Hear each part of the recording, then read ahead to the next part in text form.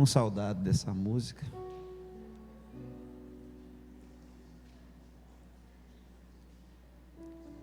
O horário passou um pouquinho, irmãos. Eu vou tentar ser breve, mas é tão importante que eu tenho para ministrar hoje para os irmãos, porque fala de um assunto que não é bem,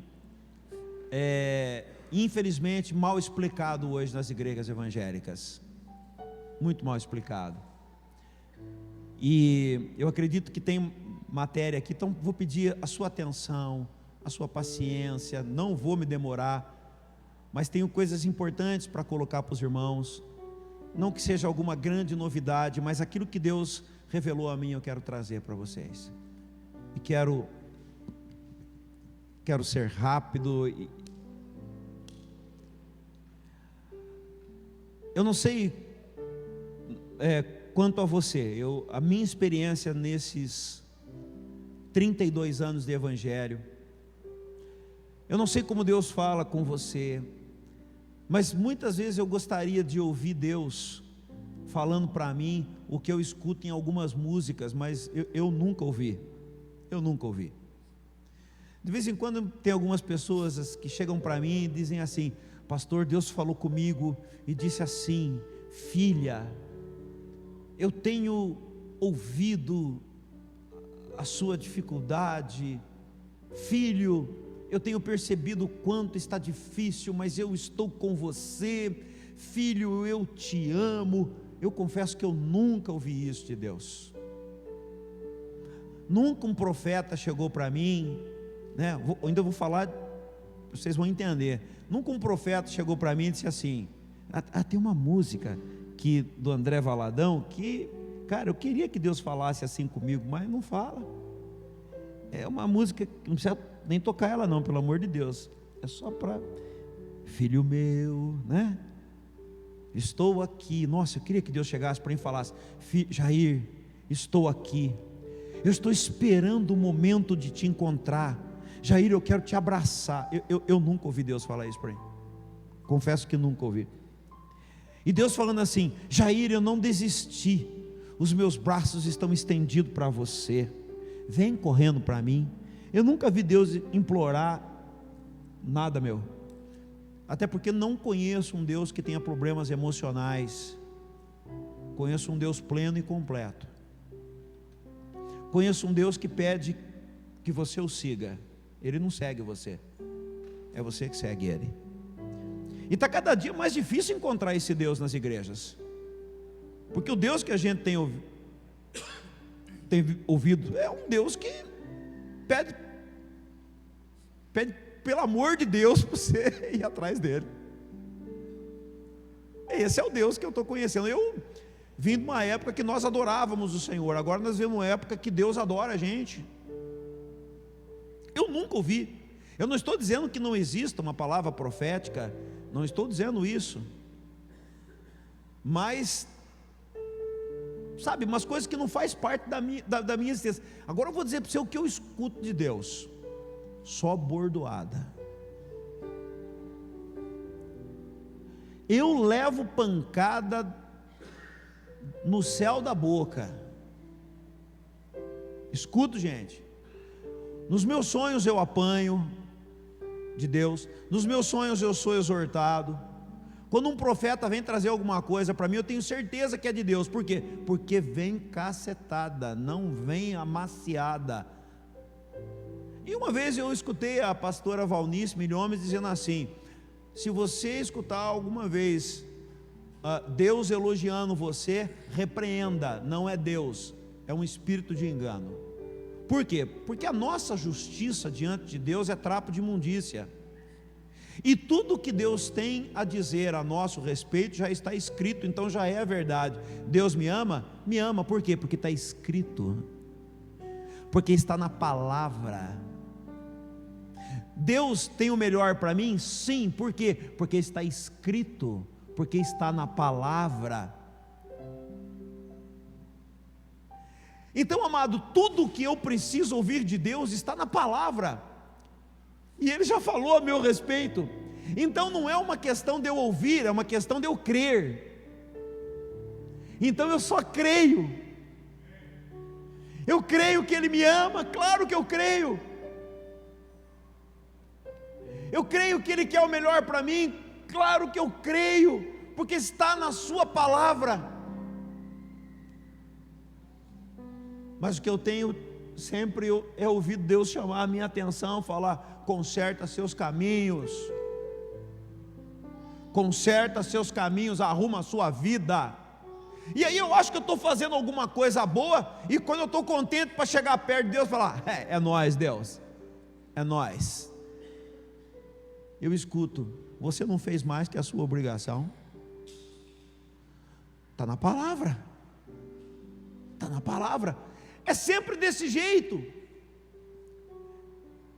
E esses dias aconteceu algumas coisas, e eu fui deitar tão contente, e eu tomei sua cacetada. Falei: poxa vida. Um dia o Cássio, acho que falou para mim, né? Falou: pastor, o senhor não tem nada de bom para falar da gente? Ouro e prata eu não tenho, Cássio, o que eu tenho eu te dou. A pancada que eu levo, eu passo. E aconteceu algumas coisas, eu postei até, eu recebi uma medalha, eu até ia trazer aqui para mostrar para os irmãos, medalha de honra ao mérito. Uau! Os irmãos foram lá, né, me prestigiaram, alguns irmãos. Recebi uma medalha Dona Margarida de honra ao mérito. E aí, escutei muitas coisas boas, e eu não estou dizendo que não gosto de escutar coisas boas, eu escuto coisas boas, e os amigos, os irmãos me abraçaram, né, os amigos que puderam estavam lá, o Caça, o Gil, não sei se eu posso esquecer de ninguém, o Denilson, a Cláudia, isso, estavam vários irmãos ali. Outros falaram: pastor, não estamos indo porque não podemos. Outros estavam aqui na oração. A turma da oração ligou para mim e falou: pastor, e aí, a gente vai com você lá ou vem para a oração? Eu falei: para a oração. Vem para a oração, não precisa ir lá não. Mas recebi aquela homenagem dos líderes da cidade, das autoridades. Uau! Cheguei com a medalha em casa. Sempre fui ruim de bola, nunca ganhei medalha no futebol, nunca ganhei medalha de nada. Agora ganhei uma medalha, e os caras falaram que eu sou bom. Uau! O que é? O cara me chamou de advogado. O cara me apresentou agora, o pastor Jair, advogado, formado, arrumou outra esposa para mim lá na hora. Foi um negócio engraçado até. Porque em vez de chamar a diva, chamou a Benedita. Eu falei: mas quem é a Benedita, minha esposa? Descobriram a minha outra família, eu não estou sabendo. Umas coisas assim, mas foi interessante. O Filipinho estava lá, a Gabi.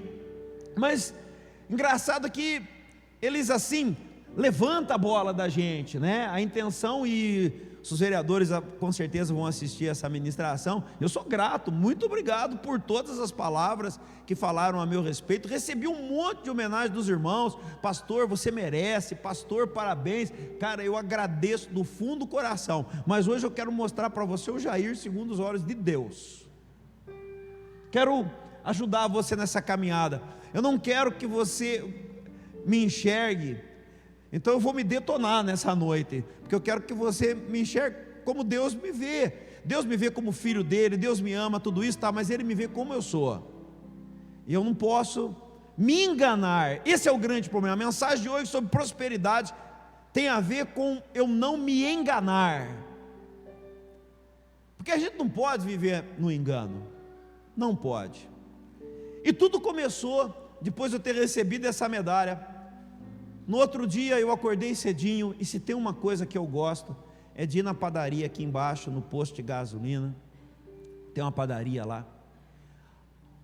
Como eu gosto daquele pãozinho. Eles fazem um pãozinho na chapa, eles colocam no forno, não é na chapa, é no forno, com a manteiga, aquilo vem dourado no ponto, e um cappuccino. Ela faz uns desenhinhos no cappuccino para mim. Se eu pudesse, eu comia 10 pãozinhos francês daquele.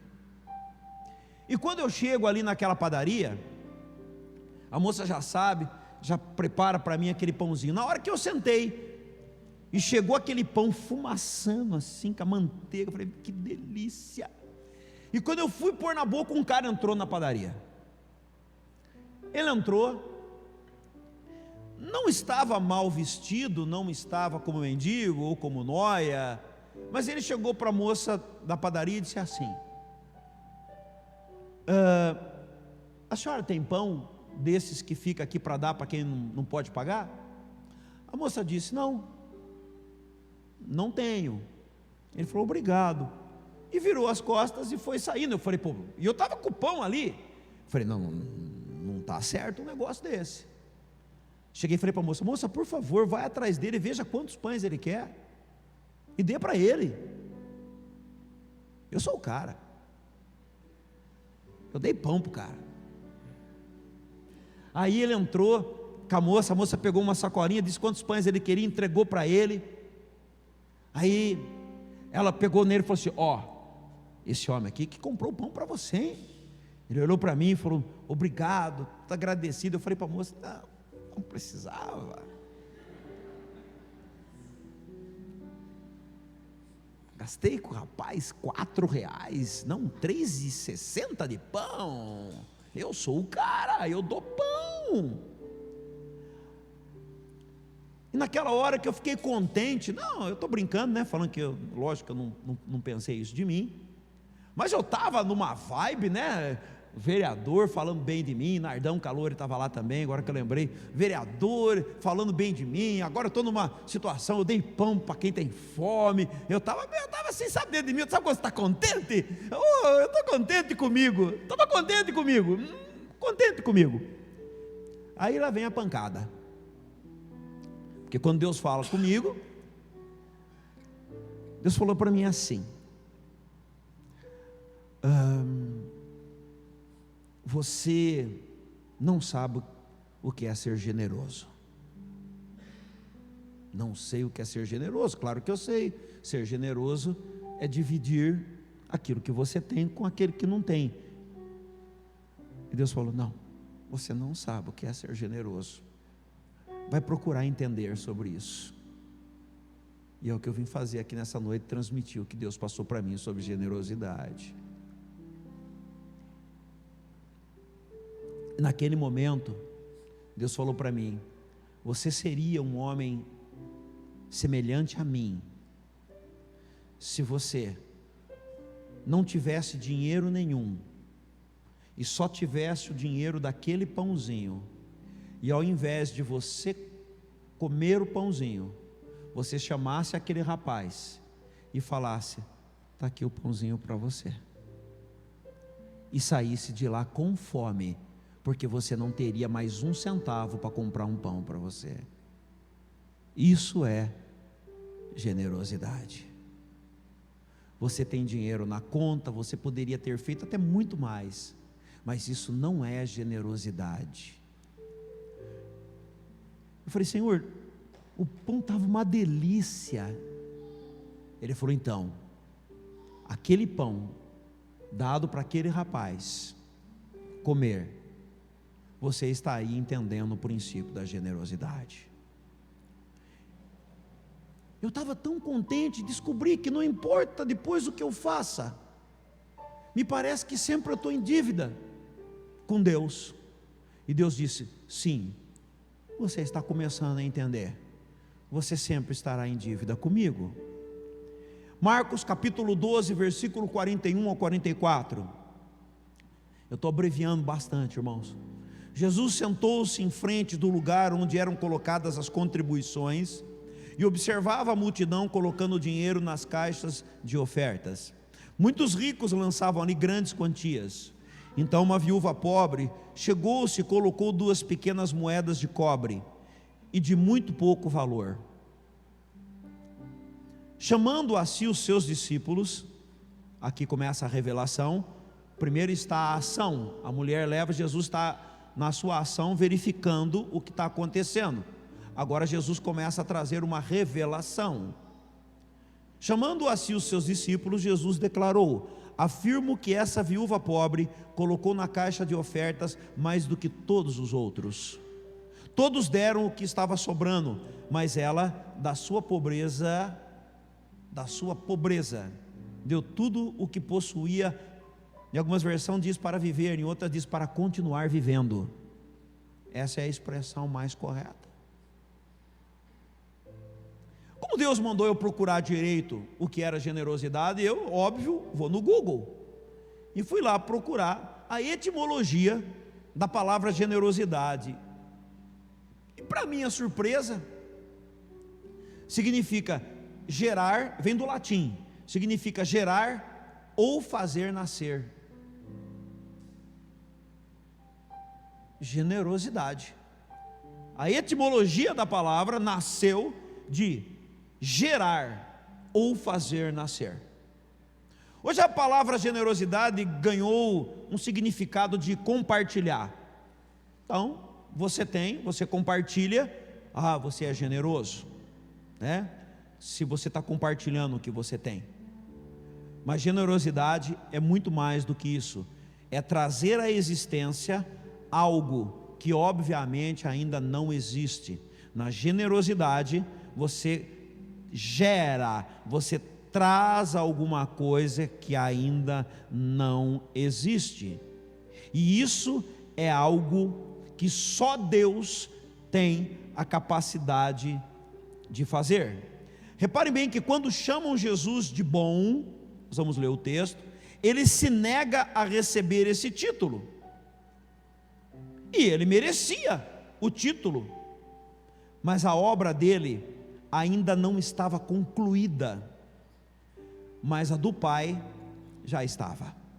Então, ele recusa o título e a evidência que estavam querendo dar para ele, e ele atribui ao Pai, que já completou a obra dele, a questão de ser generoso. Jesus precisava ainda criar algo novo teria que ser feito. A cruz não havia acontecido ainda, e a palavra generosidade tem a ver com criar algo novo.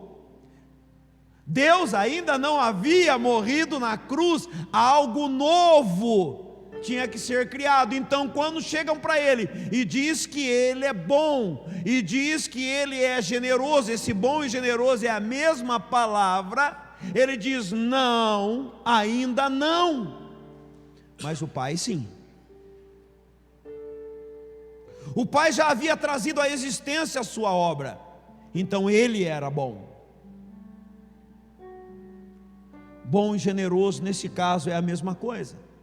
Quando Jesus, Marcos 10, 17, 18, quando Jesus ia saindo, um homem corre em sua direção e pôs de joelho diante dele e perguntou: bom mestre, o que farei para herdar a vida eterna? Respondeu Jesus: por que você me chama de bom? Ninguém é bom a não ser um, que é Deus. Queridos, tem 3 tipos de ações, e que elas têm a capacidade de trazer algo à existência, ou não trazer à existência, mas elas têm essa capacidade. Muitas igrejas usam determinados princípios para construírem os seus próprios impérios. São princípios verdadeiros, mas infelizmente usados com objetivos que não são para o reino. Uma igreja não pode ter como princípio se tornar rica, mas ser um canal da manifestação da generosidade de Deus, ou seja, o meio pela qual Deus traz coisas à existência. Esse é o objetivo do corpo. Qual é o nosso objetivo como igreja? Trazer coisas à existência, generosidade. Trazer coisas de Deus à existência na vida uns dos outros. Michel deu uma abertura dizendo da necessidade que nós temos de estar perto um dos outros. Não é só uma necessidade social. A nossa necessidade de estar perto de um dos outros é porque Deus usou esse meio para gerarmos coisas que ainda não existem na vida do outro. Deus jamais ficará devendo algo para alguém, pois a sua generosidade impede que isso aconteça. Ou seja, Deus está sempre criando algo novo e entregando para a gente, sempre. Interessante que muitas igrejas hoje pedem em nome de Deus, aquilo que é pedido fica na terra, porque recurso não sobe para o céu. A única coisa que sobe para o céu é fé, e Deus responde à fé de forma generosa. Eu vou repetir: Deus responderá à sua fé com generosidade, ou seja, de acordo com a tua fé, Ele trará à existência coisas que não existem. E é interessante, porque Hebreus capítulo 11, 1, quando a palavra define fé, diz assim: ora, a fé é a certeza daquilo que esperamos e a prova das coisas que não vemos. Fé é trazer à existência aquilo que não existe. Então, generosidade e fé estão intimamente ligados. Intimamente. Então vamos falar desses 3 níveis. Eu estou correndo aqui, irmãos, da manifestação da nossa fé em relação à generosidade. Nós vamos encontrar dentro da chamada igreja 3 tipos, eu vou colocar 3 tipos de pessoas, ou 3 tipos de pensamentos. Eu não gosto de falar pessoas, porque eu não gosto de rotular, mas 3 tipos de pensamento. O primeiro é os que praticam a justiça. Os que praticam a justiça, e talvez você possa dizer: praticam a justiça, é uma coisa boa. O segundo é os que não praticam nem a justiça. E em terceiro, os que são generosos, raríssimos, na qual esse grupo eu não faço parte. Porque ouvir de Deus coisa boa é gostoso, mas ouvir de Deus que você não é generoso é uma coisa que te faz pensar. Para você entender sobre a justiça de Deus, Jesus queria se batizar e João se nega a batizar Jesus. Mateus capítulo 3, versículo 13 ao 15. Então Jesus veio da Galileia ao Jordão para ser batizado por João. João, porém, tentou impedi-lo, dizendo: eu preciso ser batizado por ti, tu vens a mim? Respondeu Jesus, aqui você vai entender a justiça: deixa assim por enquanto, convém que assim façamos cumprir toda a justiça. A versão aqui está toda a justiça ou não entrou a versão? Não entrou? Convém cumprir toda a justiça. E aí João concordou. Mateus 3, de 13 a 15. Jesus entendia que não era uma questão de precisar ou não se batizar, mas cumprir o que Deus entendia ser certo. O que é justiça? É cumprir o que Deus acha certo. Então todas as coisas na sua vida, e principalmente as coisas difíceis, precisa passar por uma balança ou por um crivo. Deus quer que eu faça isso? A palavra está dizendo para fazer isso? Mas também existem as pessoas que não passam por essa justiça, que não querem, e usam a própria Bíblia ou manipulam situações para não cumprir a justiça. Eu poderia dar vários exemplos. Vamos lá. O rapaz que eu dei pão para ele, o que eu fiz? Pratiquei justiça. Só pratiquei justiça. Porque Deus espera que eu dê pão para quem tem fome. Mas eu me lembro de uma época, e muitas vezes eu, para poder ajudar o Haiti, bati na porta de muitas pessoas, de empresários, para pedir alguma coisa. E teve um específico que disse assim para mim: eu não vou dar nada, porque se o Haiti está passando fome, é porque eles merecem. Eu falei: não, é para as crianças, elas são inocentes, elas merecem. Eu já ouvi isso. Existem aqueles que praticam a justiça e dão, mas existem aqueles que nem a justiça praticam. A Bíblia diz assim: olha, traga os dízimos para a casa do Senhor. Por quê? Porque o dízimo é a aplicação de justiça. Mas tem alguns que dizem, ou usam qualquer outra informação, outra circunstância, e não trazem. Não é uma questão de você gostar ou não gostar, ou está na Bíblia ou não está na Bíblia, ou é a verdade de Deus ou é a mentira, ou tem alguém enganando. Então os dízimos nunca foi uma condição de se ter e não se ter. E eu pedi autorização para Dona Cecília, ela está bastante doente, tossindo muito, e ela disse que não poderia vir hoje. A gente vai estar orando por ela nas salas de oração também. E algumas pessoas, quando entregam o dízimo, o dízimo aqui na igreja você tem duas formas para entregar. Você pode fazer um Pix, você pode trazer aqui. E a Dona Cecília é o tipo que, tadinha, ela faz o Pix e manda para mim. E eu já falei para ela, manda para o tesoureiro da igreja o recibo, para ele registrar a entrada, não precisa mandar para mim. Ah, pastor, o senhor não se importa, eu gosto de continuar mandando para você. Eu falei, então, tá bom, Dona Cecília. Mas o dízimo dessa mulher pesa, gente. Por que pesa? Porque você vê que é uma mulher que luta com a saúde, que tem tanto medicamento para comprar, que perdeu uma filha, que tem uma vida que agora está bem doente, mas ela é fiel. Há muitos irmãos fiéis aqui, eu só dei o exemplo dela, porque quando a gente fala de alguém que dizima ganhando bem, parece que é fácil, mas quando você pega uma senhora que, e outros tantos que eu conheço aqui, isso é prática de justiça, porque Deus disse. Jesus não precisava ser batizado por João, não precisava, mas Jesus vai para João e dá o seguinte argumento: João, não preciso realmente ser batizado por você, mas o Pai quer que isso seja feito, então é justo, façamos. Justiça é fazer, praticar o que Deus determinou, o que é certo e ponto. Haverá prosperidade sempre que a justiça for praticada. Então aqui eu quero estabelecer o primeiro princípio, não é o único, de prosperidade. E prosperidade não é quantidade de dinheiro.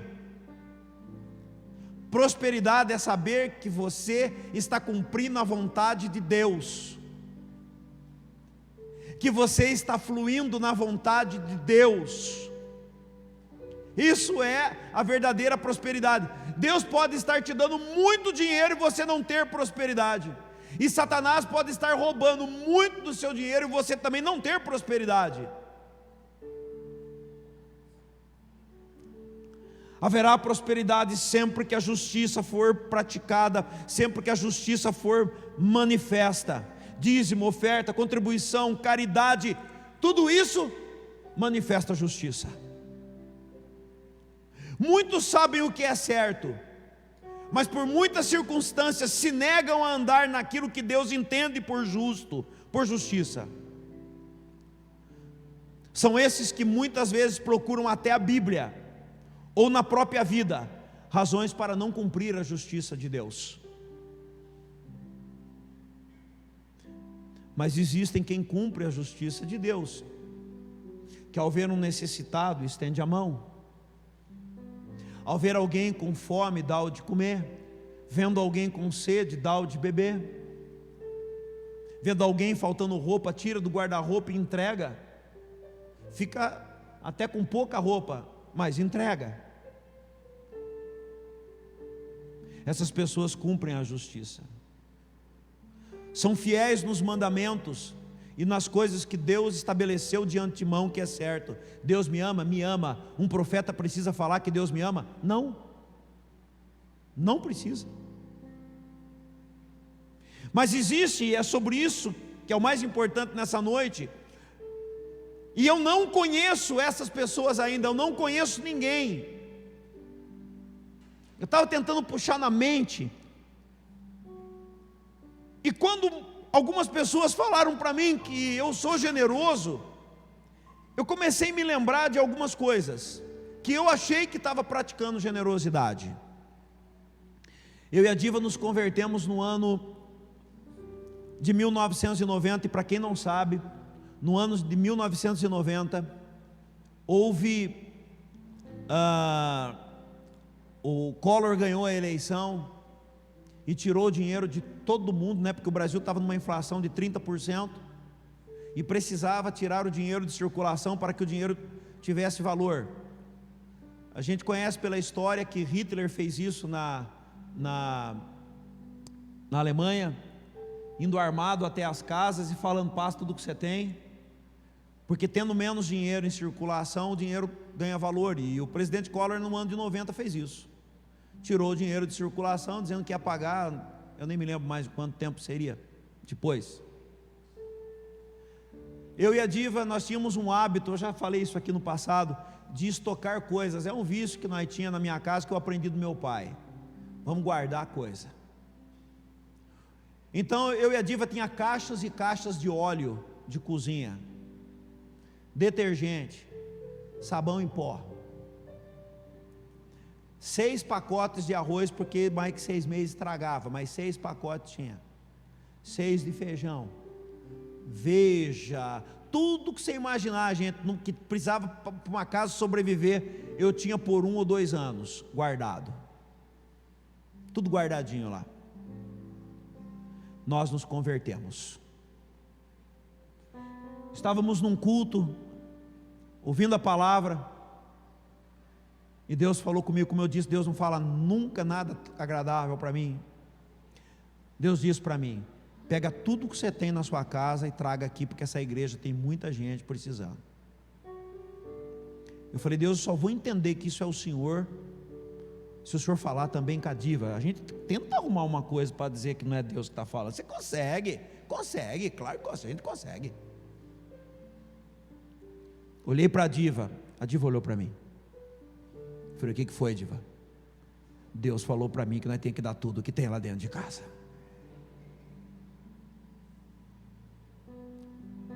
Pô, eu devia ter pedido algo mais difícil. Nós tínhamos um Voyage.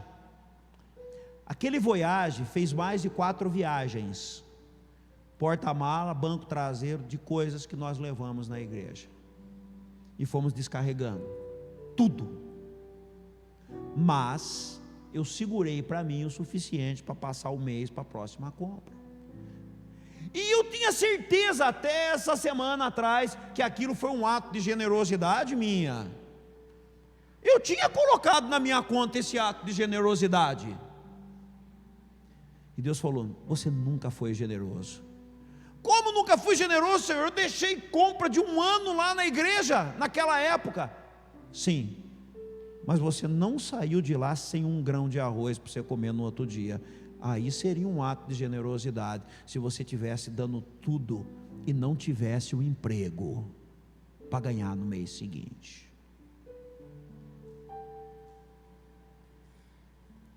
Aí eu me lembrei, um pastor veio pregar na nossa igreja, já falei isso também aqui, e ele iria levar um grupo de missionários para pregar no Peru, no Sendero Luminoso. E aí eu ouvi aquela voz que nunca falou o que eu queria ouvir: pegue todas as suas economias e entregue.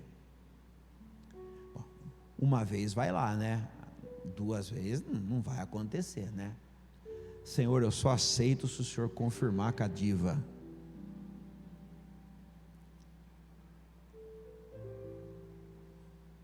Essa carinha linda estava olhando para mim. O que foi, amor? Chorando, eu me lembro disso. Deus falou que nós temos que dar toda a nossa economia. Eu falei: pronto. Fomos buscar. Eu guardava todo o dinheiro na minha casa. Sabe aqueles caras que guardavam embaixo do colchão? Era eu. Eu tinha $10.000 guardado em dinheiro. Eu nunca andei 30 metros com tanta dor na perna que nem naquele dia, para chegar no gasofilácio. eu pensei, eu arrazoei, eu fiz de tudo para pensar de um jeito para não dar aquele dinheiro. E com $10.000 eu fui assim. Eu vi irmão dando Bíblia. Eu falei, pô, podia dar Bíblia, né? Por que Deus pede Bíblia para o irmão? O irmão levou uma bicicleta velha lá. Vale sem conta aquele pau velho e eu $10.000. Por que Deus faz isso comigo e não faz isso com os outros? Pegamos $10.000, assim, na hora que eu joguei, fez pum, bateu no fundo. Imagina a cara do pastor, a hora que pegou a oferta e viu $10.000. Mas aí eu falei, não, mas a Bíblia diz que Deus vai me dar 100 vezes mais, não chegou ainda. 10.000 vezes 100, caça, dá quanto? Dá 1 milhão? Não veio mesmo, gente, de dólar, não veio.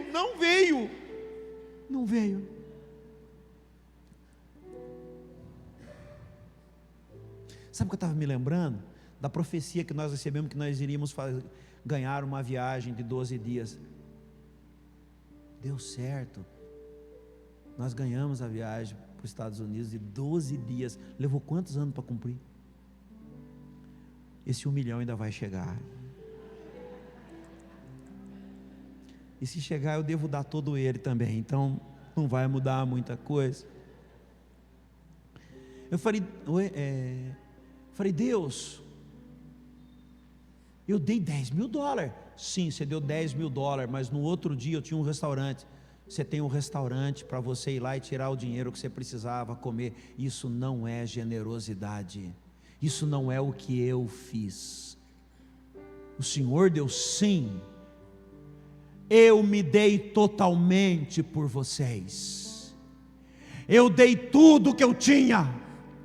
Porque no princípio era o Verbo, e o Verbo estava com Deus, e o Verbo era Deus, e tudo que foi feito por Ele, e sem Ele nada do que foi feito se fez. Ele é a palavra viva, Ele é tudo, Ele é a maior riqueza do céu, e Deus traz Ele, e dá Ele para todos nós. O que sobrou do céu? Nada. Porque Ele é o céu. O meu pastor dizia que dá para ir até para o inferno se Jesus estivesse lá. Deus deu tudo.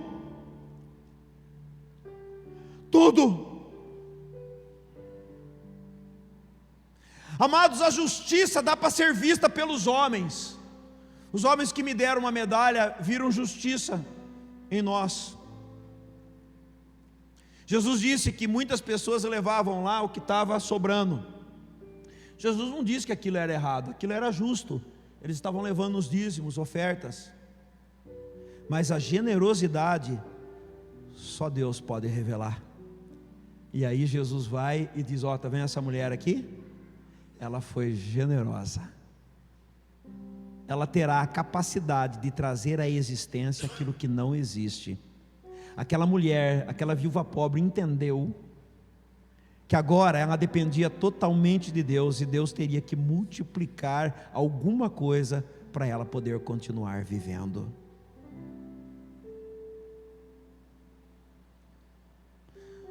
Alguns pastores ligaram para mim e falaram, Jair, parabéns, o que você tem feito no Haiti é algo muito bom. Deus falou, diga a verdade para eles, que você não tem feito nada. Nada. Algumas pessoas perguntam para mim, nossa, deve ser difícil ser pastor. Se eu fosse na minha força. Se eu falar, irmãos, é difícil, algumas coisas difíceis acontecem, mas a diva sabe das nossas orações que nós fazemos naquela cama, de mãos dadas. Nós agradecemos pela igreja e pela vida de cada um, porque Deus fez a nossa vida prazerosa, mesmo diante de turbulências, dificuldades. Não é um peso. Não é generosidade da nossa parte ser pastor de vocês. Não é.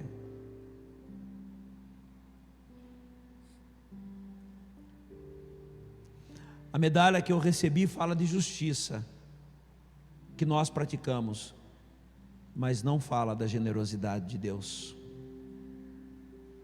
Então a minha conclusão é que eu não sou generoso em nada, nada ainda. O que faço tem valor, não estou dizendo que não vale, mas eu só faço, quando faço, o justo. E eu não conheço ninguém hoje que consegue operar em um nível que não seja justiça. Por isso não há prodígios, maravilhas e sinais mais acontecendo. Porque não é obra de um homem, é a obra de um corpo.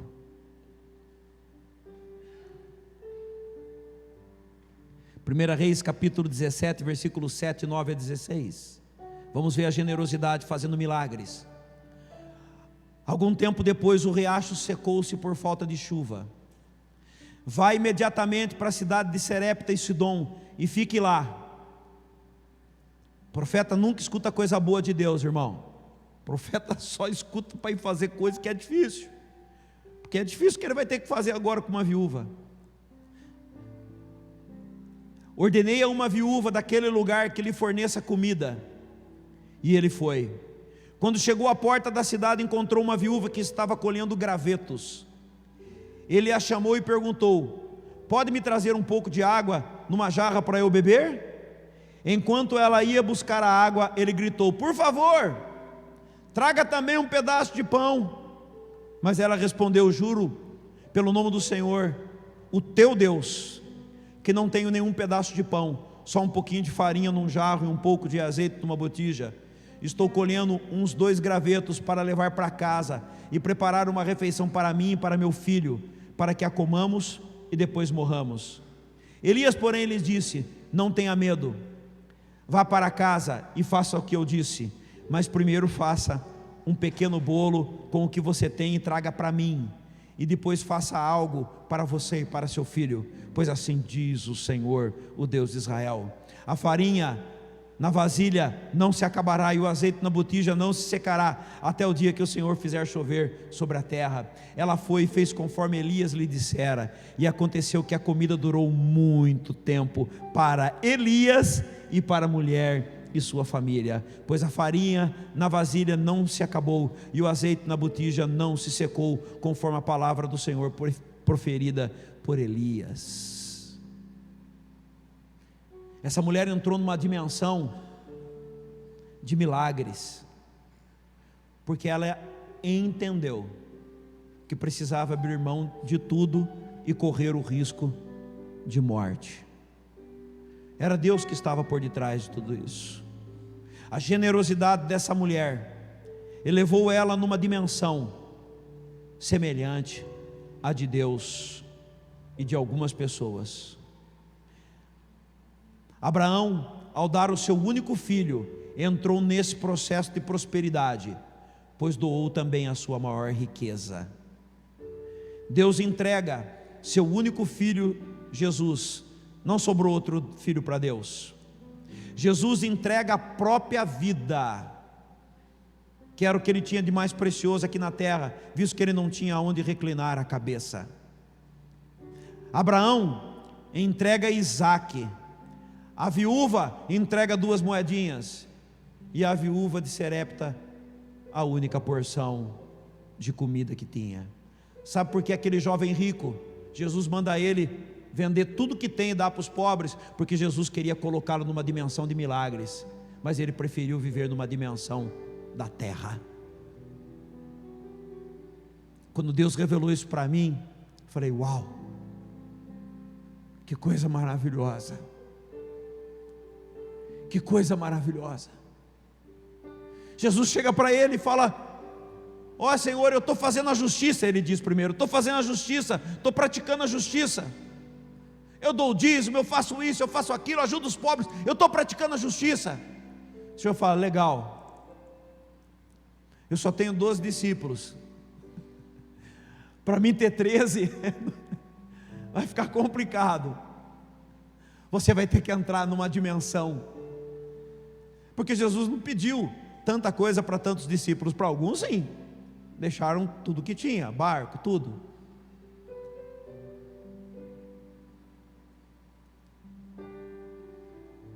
Meu Deus,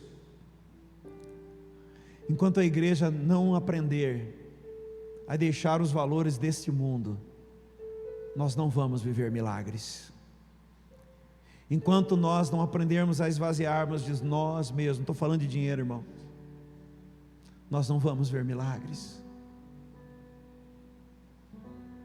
Enquanto nós não abdicarmos da nossa vida, enquanto nós acharmos que nós somos bons,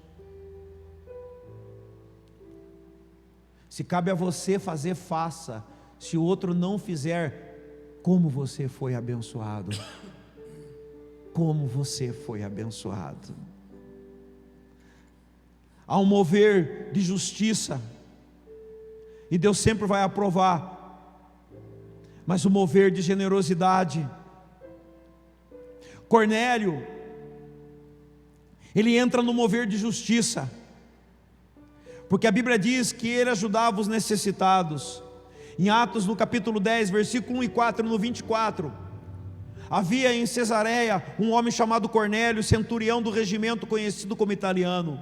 Ele e toda a sua família eram religiosos e tementes a Deus, dava muitas esmolas ao povo e orava continuamente a Deus. Duas coisas que fez a vida dele ser transformada: o como ele tinha um coração para praticar justiça, e o como ele orava a Deus. Só fazendo um parêntese, eu estava chamando a atenção de uma irmã tão preciosa. Falei: querida, eu não tenho visto você aqui na oração. Ah, pastor, eu não tenho ido na oração, mas eu tenho orado em casa. Eu fui dar uma resposta, não dei. Falei: meu Deus, ela não entendeu. Nós não estamos substituindo a oração, nós estamos acrescentando a oração. A oração que fazemos na sala de oração não substitui a oração que você faz em casa, e a oração que você faz em casa não substitui. Não substitui. Deus pôde operar na vida deste homem, porque ele se disponibilizou a praticar justiça e estar constantemente em oração. Então agora ele precisa ser introduzido aonde? Na igreja. Certo dia, por volta das 3 horas da tarde, ele teve uma visão, viu claramente um anjo de Deus que se aproximava dele e dizia: Cornélio.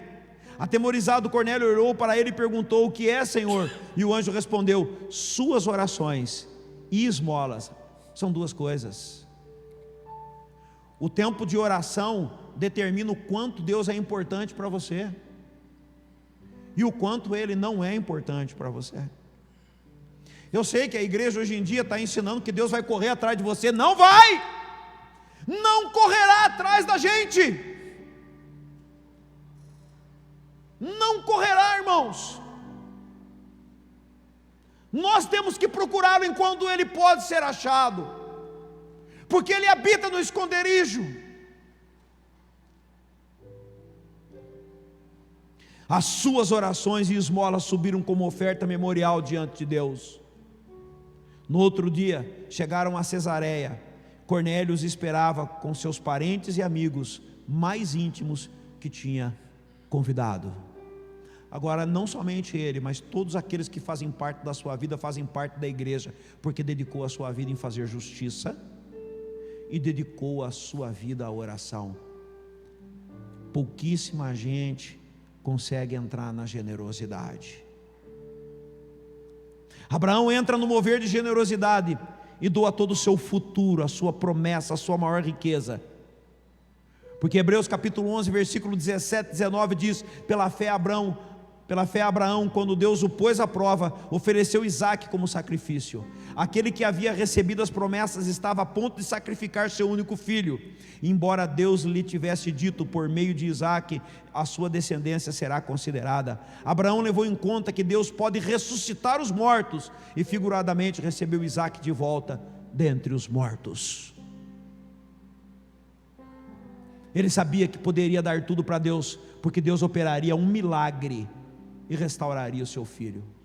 A fé anda junto, por isso que Abraão é pai da fé. Quando Abraão pega aquele cutelo para matar o seu filho, ele acreditava que Deus podia trazê-lo de volta, e ele estava fazendo a oferta mais generosa que era possível fazer para Deus. Então Deus faria um milagre, ressuscitaria o seu filho. Há muitos de nós aqui que precisa ressuscitar sonhos, precisa de milagres. O casamento perdeu a graça, precisamos de milagres. Precisamos sacrificar o que é mais importante. Não é dormindo em casa que você vai trazer a bênção sobre a sua família. É vindo buscar e adorar. Tem dia que naquela sala de reunião a gente fica só com as mãos, né?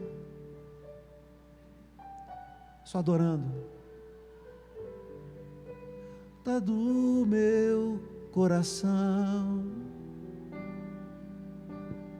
entrego a ti todo o meu amor em adoração. Amados, nós fomos chamados para trazer à existência o que não existe. Trazer o que não existe na sua vida, na vida da sua família, na igreja. Não existe, mas vai existir. Senhor, eu não tenho dinheiro, então entrega teu tempo, teu coração, numa totalidade, de tal forma que não sobre um espaço do teu coração para ser ocupado por outra coisa. Então eu devo parar de trabalhar, eu vou viver. Não é isso, é ser intenso em Deus, em todas as coisas da sua vida, é ser totalmente em Deus, em tudo na sua vida. Eu disse que a pregação sobre prosperidade ia ser diferenciado que você tem ouvido. Quantas igrejas chegam e iludem os seus membros? Até não ilude, porque Deus não vai ficar devendo, Ele vai fazer alguma coisa. Você está com uma situação difícil, vem cá, traz a oferta aqui que vai resolver. Será que é só isso que Deus quer de você? Será que tudo que Deus quer é o dinheiro que você tem? Eu digo para você que é o que menos valor tem para Deus. O que Deus está querendo é a totalidade do seu coração. Acima de tudo, a totalidade do seu coração. Eu não estou nem um pouco preocupado com o seu dízimo, com a sua oferta. Pessoas perguntam para mim e trazem as suas dificuldades sobre dízimos e oferta. Eu digo, não tenho resposta para te dar. Por quê? Porque eu não tenho o poder de mudar a justiça estabelecida. É você e Deus.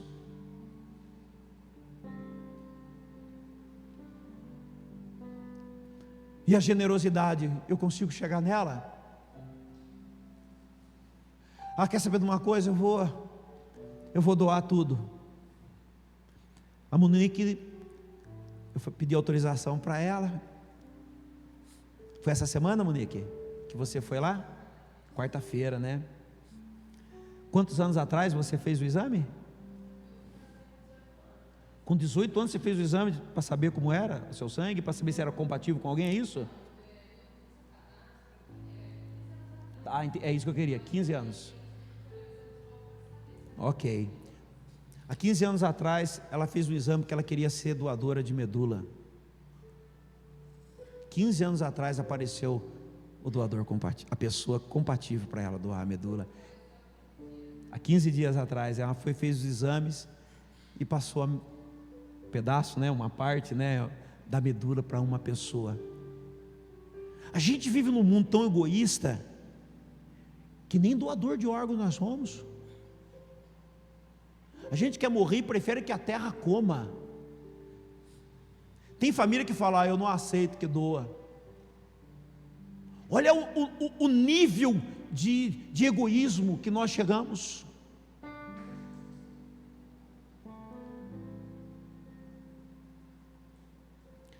Generosidade é poder doar tudo que a gente tem, tudo, ser capaz de fazer isso, para que alguém pudesse ter alguma coisa. Esse é um nível de generosidade, e somente através de quem pratica a justiça será possível pular para a generosidade. Foi isso que Deus falou, foi a melhor coisa boazinha que eu escutei para mim. Você chegará na generosidade quando primeiro praticar a justiça. Quem não pratica a justiça nunca viverá a dimensão da generosidade. Não é lei. Você percebe? Quando uma pessoa chega para mim e fala assim: pastor, eu queria que você explicasse sobre dízimo. Como que eu consigo explicar um conteúdo desse para alguém? Se o Espírito Santo não mover isso, como que eu consigo? Como que eu sento com uma pessoa e explico um negócio desse?